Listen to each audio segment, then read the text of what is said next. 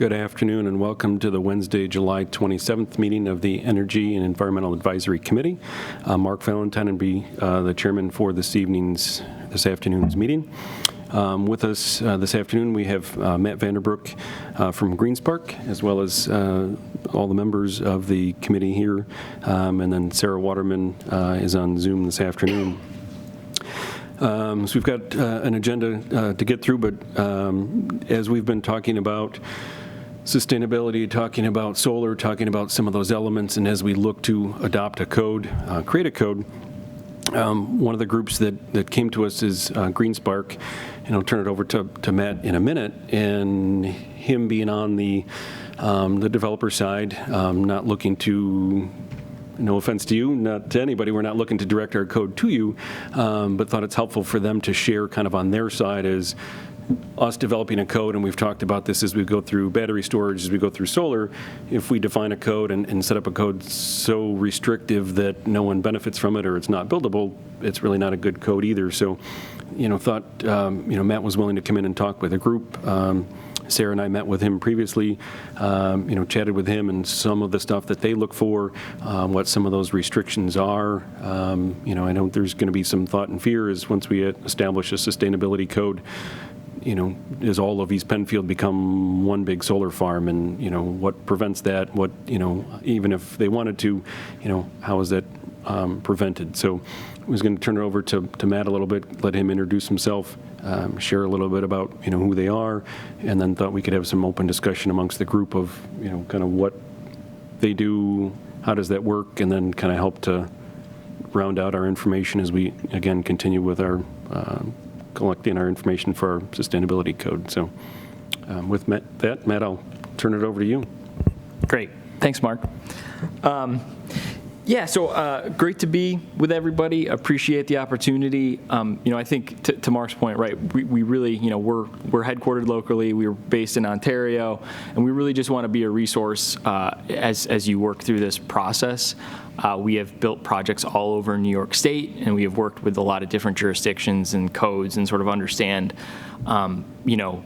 how to work through those towns and sort of what people are looking for and sort of what's good development versus what's problematic development. So, really just want to introduce our company, let you know that we're a resource as you go through this process, and just kind of keep an open forum here and answer any questions that people might have. And, feel free to ask tough questions or throw rotting fruit, whatever you want to do. So I know solar can be, it's raised a lot of ire in a lot of communities across New York.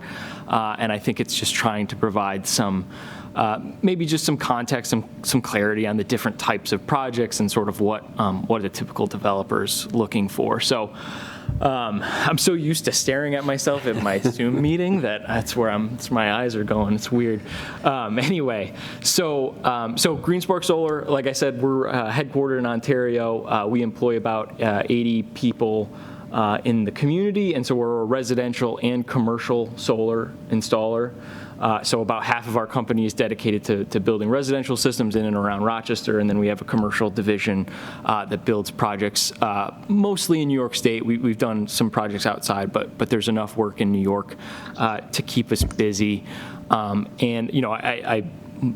Our team will always tell me to bring this up, but we are a B corporation, which is we are focused on a triple bottom line, sort of in our mission as a company. So we're not just profit driven. We're also focused on the benefits to our employees, our community, and the environment.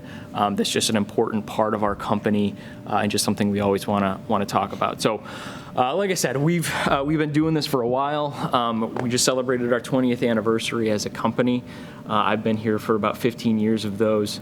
And solar has really become a big industry in New York State. There's been a lot of efforts to support solar through incentive programs, tax incentives, standardizing different programs around permitting or property taxes. So there's obviously a lot of development happening. I think the interesting thing in the market right now is, I think a lot of the projects that have been built to date, there's something like, I think about 2.5 gigawatts of solar has been constructed in New York State at present, with another 3 gigawatts in development. So there's a lot happening. But a lot of those projects to date have been focused in sort of more rural areas, and the reason for that is because it's kind of the low-hanging fruit, right? So sort of a lot of the large-scale developers that are operational in the state have come in and basically said, well, let's go find the areas where there's available capacity and where there's a lot of land, and let's focus on those areas. So that's really been where things have been going for the last 4 or 5 years. And this is sort of to Mark's point on development, a lot of those projects or a lot of those areas are sort of, there's not as much of them anymore, right? So distributed solar, which is what we're talking about, and I can get into utility scale solar, which is like, the Horseshoe Solar and Rush and those types of projects, which we're not involved in, and really is a different animal. It's not the same type of development. Our projects are distributed, which means they're usually limited to about 5 megawatts AC, which is about 25 acres of land is required for those projects. So anyway, so the distribution network in New York, so there's all these different substations and circuits and all these different areas you can interconnect the system, but there's a limit to how much you can interconnect at any given circuit or any given substation, right? And so in the more rural areas where there's not as much load, those areas have been pretty much used up and those substations have been maximized. There's certainly different places where there might still be available capacity, but I think now the market's going to be looking more towards areas like Penfield, for example, which is sort of the timing that you're putting this code forth is good, because there's a pretty sizable population base here. There's a lot of electricity users, and there's substations and circuits, right? And so those are the things that developers are looking for. That's really the main driver of the industry right now, is like, where is there available capacity to build solar, and is there land there to do it? So, being closer to population centers or where energy is being used is really sort of where things are headed. And so I mentioned the state policy effort. So the state has committed to meet a goal of 10 gigawatts of distributed solar by 2030. It's a big goal. It's essentially doubling what is currently in development now. And so, I say that I say that for a reason, is that there's going to be a lot more of these types of projects that come before a lot of different communities. And I think it's, the town's being proactive in sort of going down this path with the code. And I think it makes a lot of sense to develop a code that is reasonable and fair, but also has the things that that you're trying to limit, right? I think a lot of people have a lot of concerns about the visibility of solar projects and sort of building in, whether it's certain setback requirements, setting the zones that you actually want these to be built, having specific, landscaping requirements. All those things are sort of pretty standard in the codes that we've seen over the years. And, I think there's a reasonable path for most developers to be able to build these projects even with some of those restrictions in mind, right? I think a lot of the projects to date have been in towns where maybe this isn't as big of a concern. They're much more rural, so you're not getting as much public opposition to projects. And so it's been a quicker, more standard process. Whereas now I think it's becoming, when you're going to build projects in areas like Penfield, there's a lot more care that needs to be taken in that development process. So again, just wanting to be a resource to all of you to talk through that and offer any suggestions that we might have. So I kind of rushed through the market stuff, but yeah. Just open the floor to questions and happy to talk through anything with the group about what you're working on and solar in general. Is there a particular municipality's code that you've seen that you think is reasonable for a town such as Penfield? Yeah. So I mean, I can speak to the projects, the towns that we have projects. So nearby.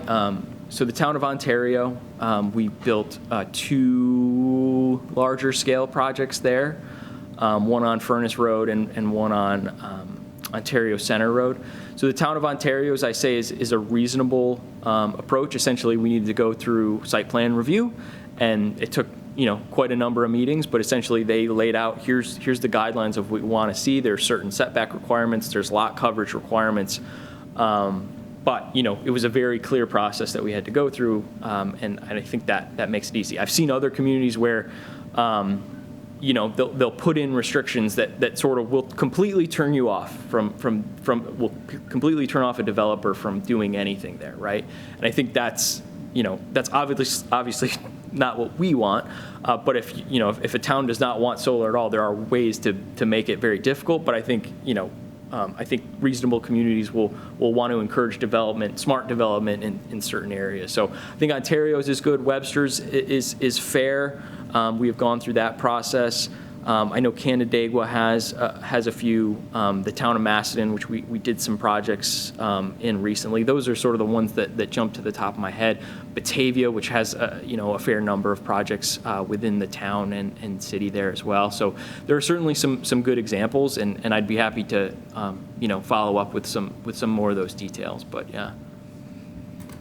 Hey, Matt. Yeah. So my question is there certain best practices that you'd like to see inside of a code that would facilitate more solar? And then on the opposite side, is there certain things you would not want to see in codes that would inhibit or restrict people from trying to go down this route? Yeah, I think from from the what makes development hard, I think is when certain communities will say, the only place that you can build solar is in our industrial zone, right? That is I've seen that a lot in our, which is understandable, right? Because people are like, well, it's industrial, like we want to keep them there. I think the challenge from a developer standpoint is oftentimes the land in industrial areas is very expensive, right? Those are they are gearing those projects towards, large-scale industrial operations, manufacturing, or other commercial entities. So I think that's maybe one of the challenges with having like a very, you can only do this here and no place else, and makes that limitation enough that will oftentimes deter people from doing that. I think development practices that are helpful. I mean, it's having a code in general is great, right? Like that's a lot of times people will look and say, if a town doesn't have a code, like there's no point of going through this process because it's clear path forward, so exactly. what the rules are, what you got to comply with, and even if I'll give an example. We haven't done a project there, but the Adirondack Park Agency, they have a very they have a process and they have a very detailed code, and there's a lot of requirements, but they have a code. You know the path to get through, you know the information you need to provide. I think that sort of setting that expectation is really the most important part of it. I think a lot of communities, their moratoriums are often a challenge for a lot of folks, and I understand why towns do them, right? Especially if they get 10 applications and they're trying to develop a process. It's just, we've had a few communities that have just put in moratoriums, and then they just keep renewing them, and they don't actually, come up with a code that's going to allow some projects to happen. So that's certainly been, that's been one of the challenges. But I think it's, I think taking into account, how you take into account the visibility of the project is always a big question mark, right? A lot of communities, it's just like you need to put in as much screening as possible so that no one can ever see it ever. And you could do that. That's fine. I think it's just what's the line? When can someone see it? Is it just from the road? So it's like being very clear about what's required there, and just making sure it's not. Making sure it's reasonable, right? Most of the towns I think we do projects now, they have some type of screening requirement, which is understandable. But yeah, so I think those are probably the big things that come to mind. I guess the other things I would add are, I think sometimes I've seen where towns will require like a pretty hefty fee, like an escrow fee, to go through the development process, which, again, it can just create, it's great if you just want to limit it and not see solar, right? Like that's certainly the way to do it. But if you're going to put in something like, well, you have to put in, you have to pay a $150,000 fee when you apply, and we're going to use that money, and you actually have to leave it in escrow for the entire life of the project. That's just sort of a poison pill that no developer's going to go after.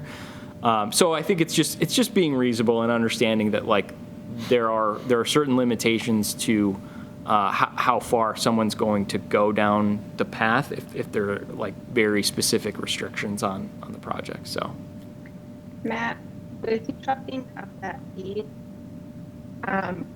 is that equivalent to, say, a letter of credit during the construction process, or are you talking about something more along the lines of like a decommissioning bond, or is it separate from both?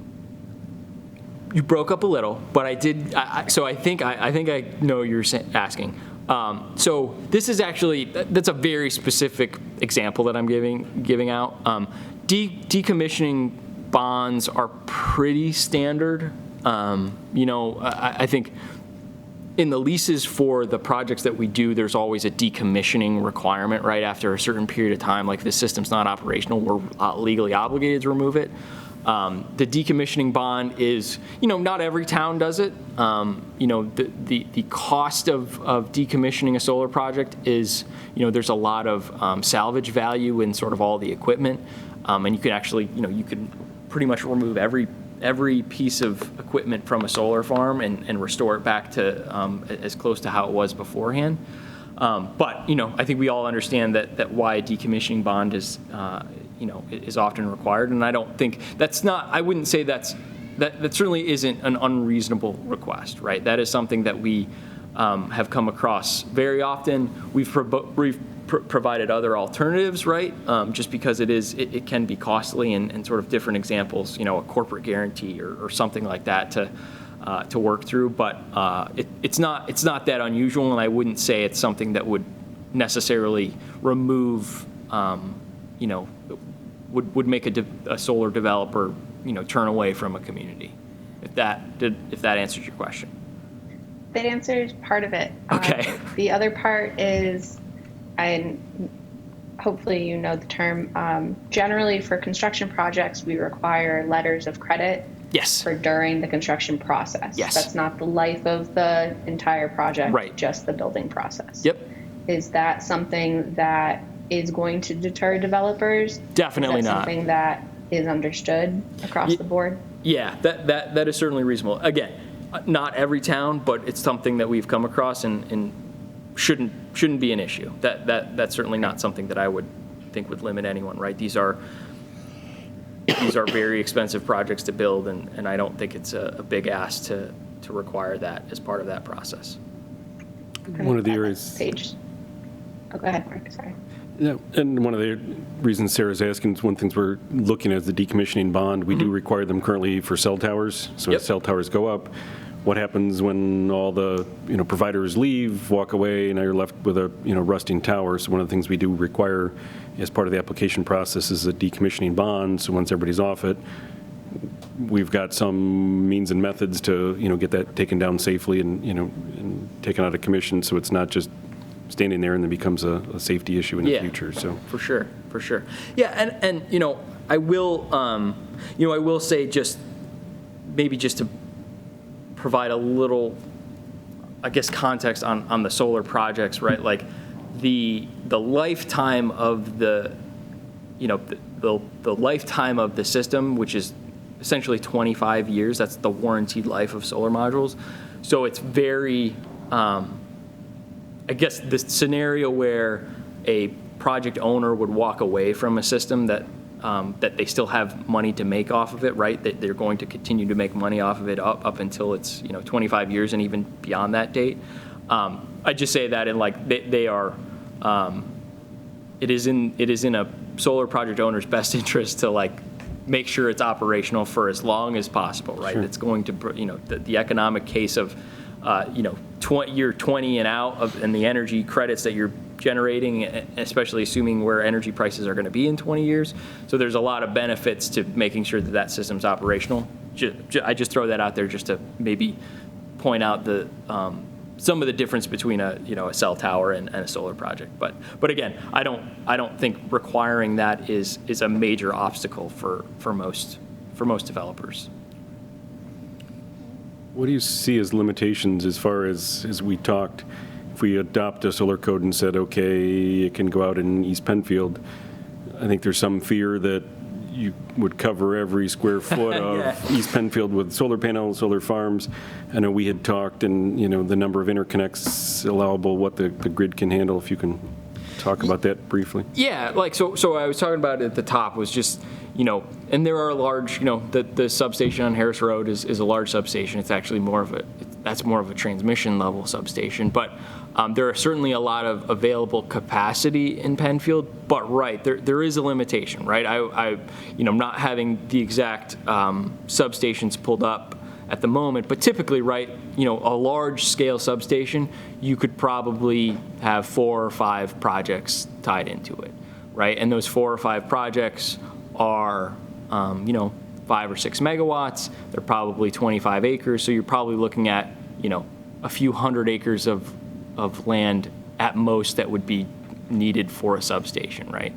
And I think that's sort of your best case / worst case scenario, depending on who you're asking, to consider there. But to your point, right, like it's unless someone's going to come in and try to build a utility scale, which I think that's an important distinction to make in the code. And I know, well, usually utility scale triggers Article 10 anyways, but it is still an important distinction, right? Because those are the projects that there's really no limit to how big they can go, because they're tying into transmission level, the transmission level, and they're exporting their energy that way, and they can build basically as big as they can depending on how much land they have. But in the case of the distribution market, which is, I think, probably the most likely scenario of the types of projects that you're going to see in Penfield, you're probably looking at, 5 or 6 or 7 or something like that, right? And I think, again, and then you also have to factor in the limitations of just, if East Penfield probably is going to be served by a couple substations, right? West Penfield probably has more substations and more capacity, but it doesn't have as much land area, so it's unlikely you're going to be able to build out that much in that area. So it's really going to be focused in on those substations on the east side of town, most likely. So wouldn't that be limited by what the utilities allow for interconnection? So those substations would be, you put an application interconnection agreement together, and they would tell you if you can put it in or not? Yeah. Totally. Yep. And so, that interconnection process will, essentially, there will come a point on any given substation where the utility will just say, you can't do anymore. Like there's no more that you can build here unless you want to build a new substation, which most people don't want to spend $30 million to build a new substation. So there will be a point at which the utility will basically cut it off and say there's no more capacity available. Do you see the codes putting in min-max for system sizes? Not really. I don't think I have seen that. I've seen lot coverage. That's probably the one that I've seen most commonly. I think Webster has one of those where it's like you can build a project here, but it can only cover X percentage of the land. And that's been a way to limit it, right? Because it's, again, I think getting into sort of system sizes can be tricky, right? Just from a, is it the AC system size? And if it's the AC system size, you could build a tracker project, and that's going to be, still going to cover the same amount of area. So it potentially opens up a lot of, I guess, a lot of variability in that. Whereas I think maybe there might be some other ways to employ, a way to limit limit system sizes, right? But like I said, I mean, you're really limited to, you could potentially build more than one 5-megawatt project on a parcel. It's got to be a really large parcel, and there's got to be a lot of capacity. And I would imagine that's probably not going to be very common here. But you could potentially limit it to a single parcel and not one project per parcel or something along those lines. But yeah, just kind of spitballing there. And Matt, in reference to lot coverage, you mentioned percentage, but we could also approach that as in setbacks from property lines and those types of things, correct? Absolutely. Yep. Absolutely right. Yep. For sure. Yeah, and I think, a typical developer will often, find sites that are set back and not sort of right on top of, neighbors, right? Because just knowing that, if you're going to plop a project right next to a large residential neighborhood, you're probably going to get more pushback. So I think there's a lot of approaches that will limit those types of projects anyways. But yeah, I think a setback's a great, a setback from neighbors and from, road frontage and that stuff is a great way to do that. What do you see in terms of storage? Great question. It's certainly, I think there's more projects that are incorporating storage. And so, for these sort of large scale ground mounts, you're talking about, the batteries are essentially the size of shipping containers, right? And you might have one or two or something along those lines, and they'll deploy those on those projects. It is coming. Where the market in New York right now is there's not really an economic case to be made for storage at the moment. I think that will probably change, and as energy prices have gone up, that may be changing. But the price of batteries is so high right now. It's tough to see that it's going to be anytime. I would expect in the next 3 to 4 years it to become sort of standardized. So it's probably good to address it in the code, and whether it's something that people want or not.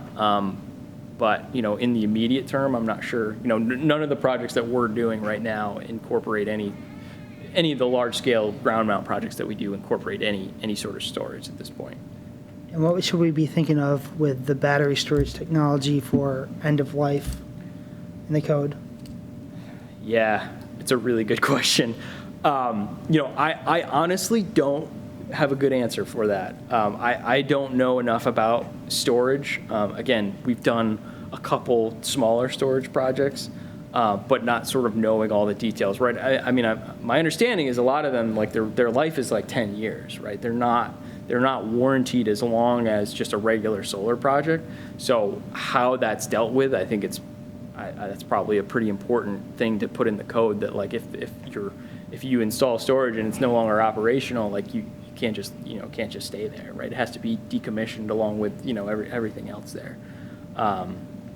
But yeah, that's unfortunately, I don't know a ton about storage and sort of what the end of life of those are. But we can certainly do some digging and see if we can find any more information to share with everybody. They say we've had one battery storage company come to us separate from this, just kind of inquiring.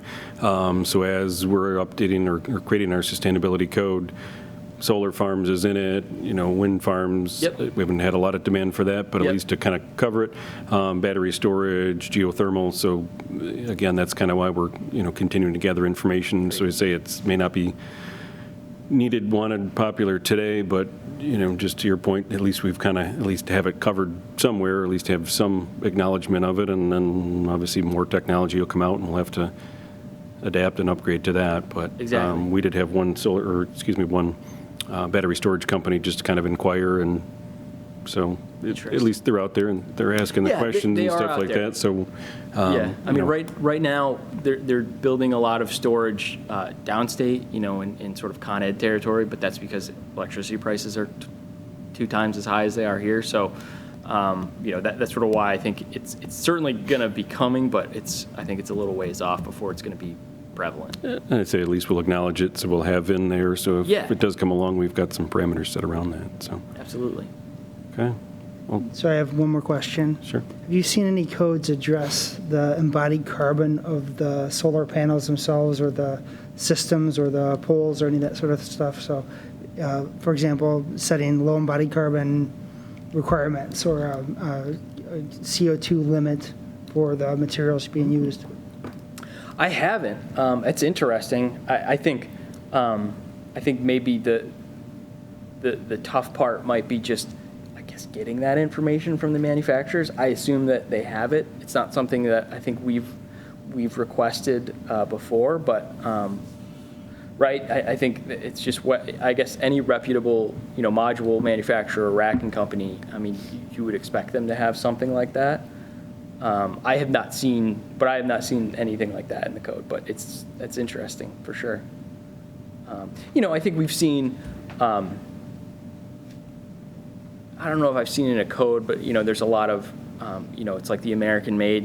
People only want American-made modules, which, I'm not sure that would be something you would want to put in a code necessarily, right? It's just, not a lot of things are made in the United States, so, it's not always easy to just say, okay, I'm just going to go get, a lot of solar panels from U.S. manufacturers when there's just not that many available and they're expensive. So I think I've seen that required in sort of different, procurement, RFPs and those types of things. I'm not sure I've seen it in a town code, but I'm sure it's out there somewhere.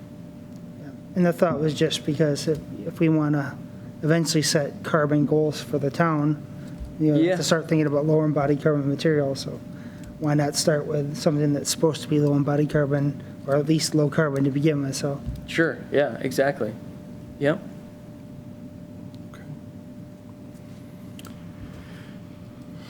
Well, thanks, Matt. Great. Yeah. And like I said, Appreciate you coming in, and I say, well, obviously, this is going to continue on, and, we're kind of in progress with developing our sustainability code. Sarah is going to be kind of champion that as we move forward, and then we'll bring our committee back in and would welcome your thoughts and feedback as we get something on paper and share it out. So. Excellent. Yeah. Good luck with pulling that together. I know there's a lot to consider there.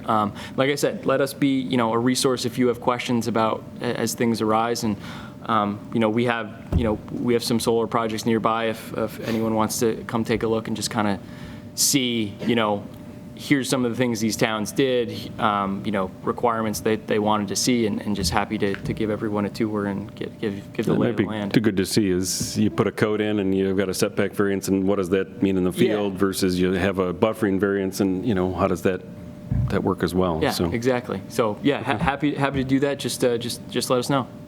Okay, thanks. You're welcome to stay. I understand if you got places to be, you're welcome to. I gotta make dinner for the family before they come home. So, Okay. But appreciate everyone's time. You want to go to my house and do the same thing?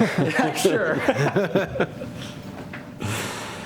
So next item on our agenda is a, thanks for coming, Matt, is an update on CCA.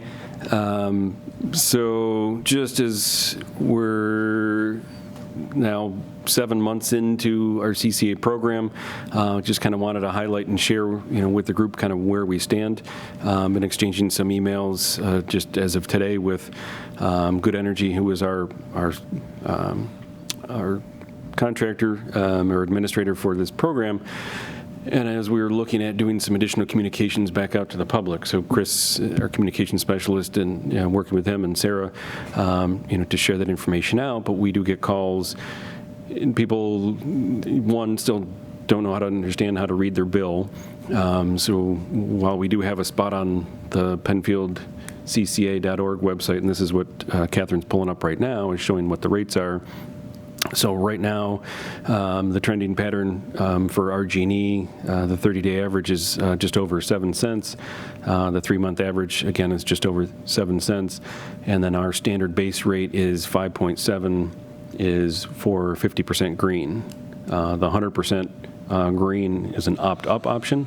I believe that is at 6.4 is what we locked in at with that. So showing that the CCA program is saving money right now and is trending more than a cent lower than, what the current RG&E rate is with that. So it's one of the things we want to share through discussions at this meeting, share out on Facebook, website, to help educate the public, because we've continued to get questions, people calling saying, hey, I thought the town was in the CCA program, but my utility rates continue to go up.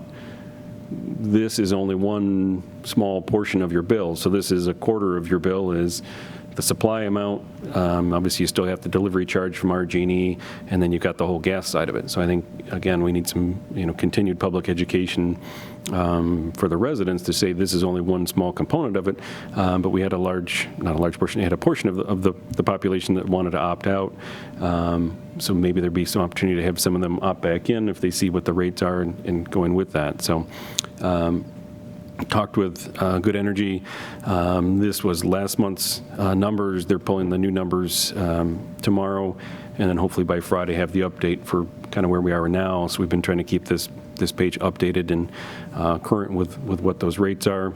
And then in the FAQ, and Catherine had pulled that up, do have a sample bill in there to kind of show people how to calculate their bill. So where that supply charge comes from, to look at, what your supply amount of usage is, and then to divide that, into what your rate is to find out what your kilowatt cents per hour is, and then compare that back to what the CCA rate is if you're not in it now, or if you're in another ESCO, to easily compare with that. So we'll be looking to get the new rates, and then pull this off of our, put this on our website, and then work with Chris and our communications team to, again, to kind of continue to share that and educate people on that.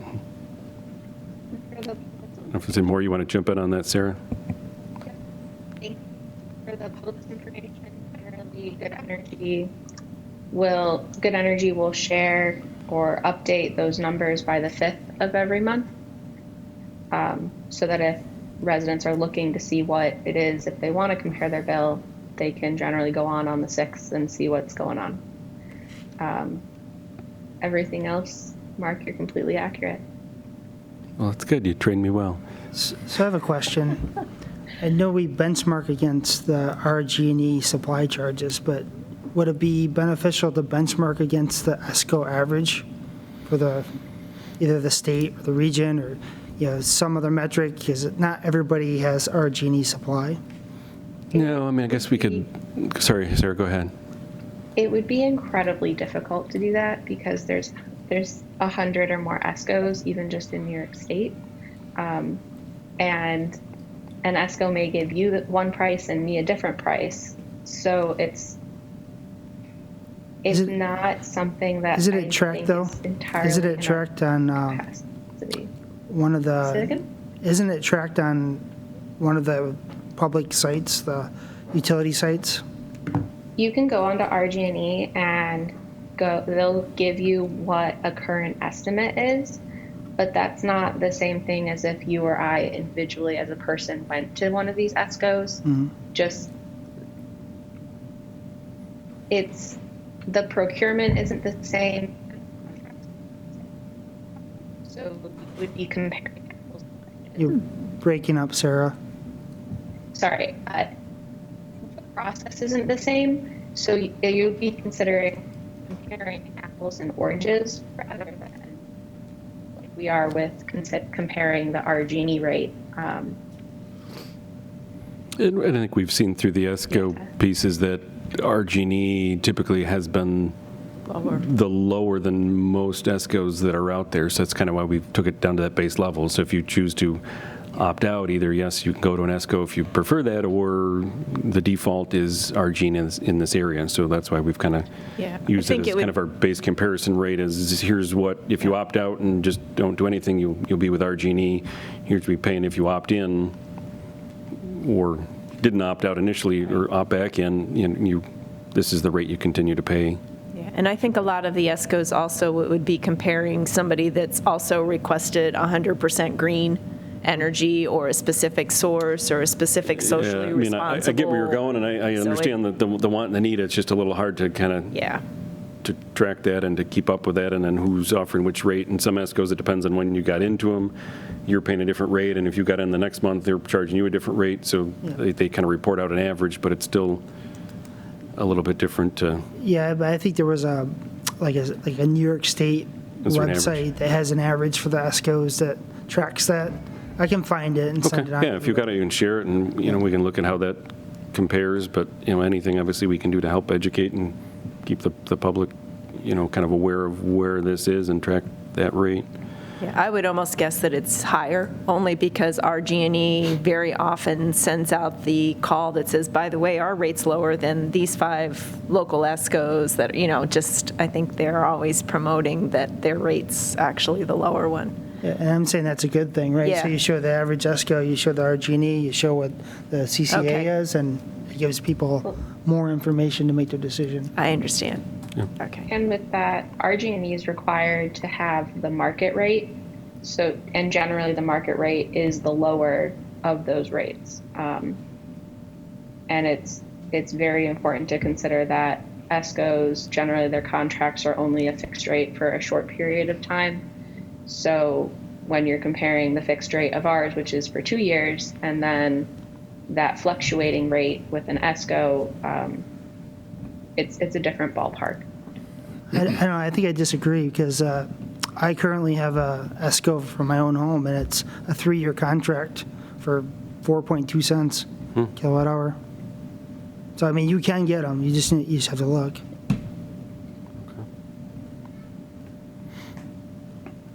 So we'll continue to get the numbers updated. If you've got that information, can pass it along. We can add that into there, and then obviously get the updated numbers for July, and then get those posted at the beginning of August, and then we'll work with communications to share that out with the community.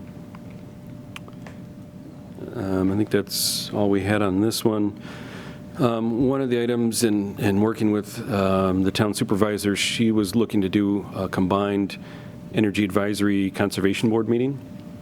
So our next meeting is September 28th, so that may work out well with the Conservation Board, so we'd likely invite them to join us here. So our date would remain the same, but as they're looking at subdivision plan reviews and trees and EPODs and environmental stuff, they kind of work on environmental stuff similar to what we work on. So I think we can, if anybody has thoughts on topics of discussion, I think our sustainability code, EPODs are environmental protection overlay districts. So they're kind of working, I don't say in parallel tracks, but they work on certain elements of the environment as similar to this group does as well. So kind of just wanted to highlight that September 28th meeting, and we haven't solidified that yet. Maybe a joint meeting between those two boards, in this room at our 4 o'clock hour, but may work to consolidate those. I know you, former Conservation Board member, That's right. have come over. Bob, was as well. So there's a lot of synergy between the two groups and what both groups are doing. So that was just kind of more of a heads up that our next meeting may be a joint meeting and a little bit different than kind of our typical format and discussion. And then if anybody has topics of conversation, thoughts, ideas for that, pass those along, and we'll make sure we incorporate those. Wanted to talk about EV charging stations. So this is something that's come up for a while. Sarah was able to secure through the NYSERDA grants. She's been working with Color Penfield Green in that group, and through the events she's done with them and with that group over at the community center, we did receive a grant for that can be used, across the town for anything sustainable. The town board and the supervisor have said they're looking to dedicate that to car charging stations. So I know we already have a unit, and I'm talking with Jim Kreckman today. He's looking to put that in next week out here outside the town hall. So Bob and Sinette don't need to fight anymore when they come to EAC meetings of who gets there first. I'll have to move my parking space over one more or park somewhere else now, but the conduit's already in place. It was installed when it originally went in, knowing that more may be added. We have the unit, so he's just got to get the 6x6 post, pull the conduit, and then get that installed. So hopefully when you come back in September, that's in operational, up and working. One of the other locations we've been looking to do is install multiple charging ports down in the Four Corners.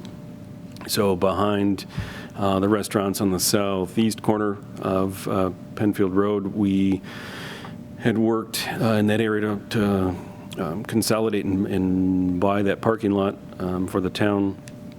Yeah. So Catherine, if you just go up to your left a little bit. No, you're on the right corner, just in that back parking lot. So as we were looking at those dumpster locations. Actually, I think it's the parking lot just to the south.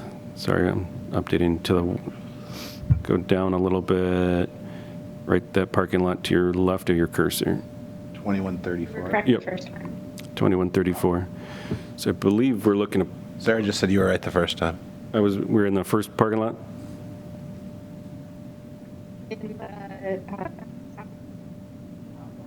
In the southeast corner of it, near Chicago. Yep. So we're just working with RG&E, or waiting for RG&E to give us the power at that location. But I think we were looking to put up to 4 charging ports in that parking lot there to provide that in the Four Corners area. We do need to buy the heads and the fixtures for that, but that's something we can use that grant money towards that. But we've been waiting for RG&E for a while. That's not atypical to wait for them for that. But I know Jim Kreckman's working on that and was going to poke them again and remind them, we're still waiting for that. And if we can get an interconnect for that power in the location, and then we can install those charging stations there. Did you say 4? I believe that was the intent. And then in speaking with Jim today and see what we have money for, he also shared that he sees that the community center library spot over there is quite busy all the time, and there's a lot of people that have asked for additional units over there. And he said the conduit's there already, so it would be something similar to here, buying a new unit. The conduit's already in the ground, so just pulling a wire and then installing another unit over at the library community center. So if this group is supportive of that, obviously we don't have unlimited funds, but can look at what is available, what we'll have to go out and get 3 quotes for what a new charging station is and what's running currently, but take a look at those and then what can be provided. So that was another spot we were looking to up that. So Approximately how much does one cost? that I don't know, and too bad Bob is not here this evening, as Bob could share that. Are you talking about an entire station? How much it costs? Sure. So generally, an entire station, including network, which is necessary nowadays, if you're planning on.